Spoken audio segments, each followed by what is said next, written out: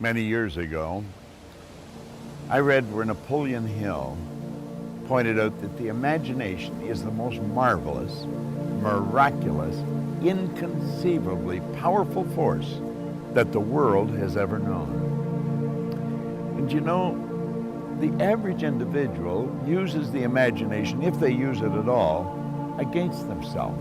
They imagine what they don't want. They imagine problems coming. Let's begin to use our imagination the way God meant it to be used. It's the greatest creative faculty that we possess, and we can build anything we want with it. I want you to wander around your home or possibly your office and take a look at all of the conveniences that you have there that you didn't have, let's say, 2 years, 5 years, 10 years ago, 25 years ago. Do you know that every one of them, without exception, was first created in the mind of one individual with their imagination? Do you know you can use your imagination to go into the future and bring it into the present? That's what all highly successful people do. They see where they want to go, and then they act like the person they want to become. It was William James from Harvard's advice. He says it's the actor's technique. Act like the person you want to become. How do you do that? Well, you use your imagination, of course. You see, it's a strange phenomena, but the greatest gift we've got is used very well up till the ages of 4 or possibly 5. The little child, we always wonder what's going on in their mind. They're using their imagination. They're building wonderful pictures in their mind. But then they get to school and wham, like that, it comes to an abrupt halt. It's called not paying attention. Daydreaming. Well, what they were really doing was exercising a phenomenal mental faculty. You see, we can see, hear, smell, taste, touch. They're for our physical benefit. As long as we're living in a physical body and corresponding with the material world, we will use our sensory factors.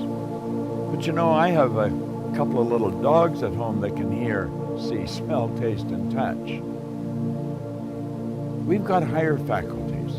You have perception, the will, memory, intuition, reason, and imagination.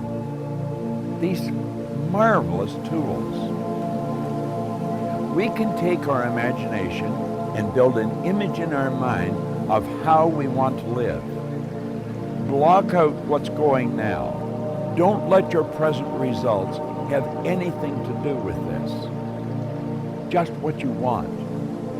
And it's with your imagination that you will build it. Everything that we have, the camera that I'm speaking to right now, was first created in the mind of one individual. Think of how our world's changed. You see, we were gifted with these higher faculties. We're God's highest form of creation. We were created in God's image. We were given creative faculties to use. And you know, they're only used by 2 or 3% of the population. It's almost inconceivable that people would wander around with so much power and potential and squander it. See, the average person literally tiptoes through life, hoping they make it safely to death. It's such a shame, and it doesn't have to be that way.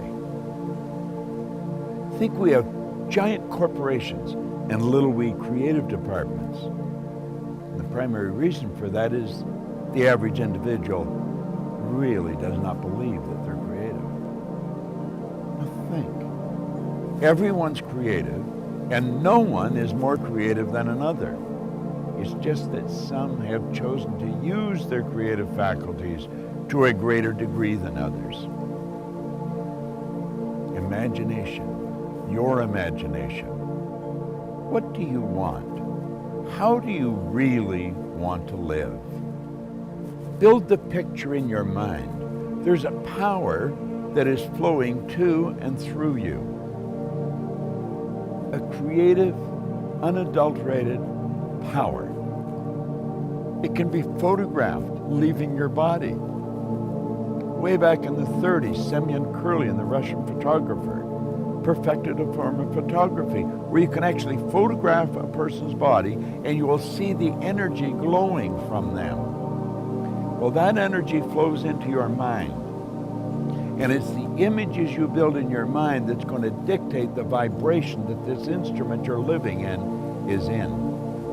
And the vibration on a conscious level is called feeling. Make certain that you exercise your imagination daily.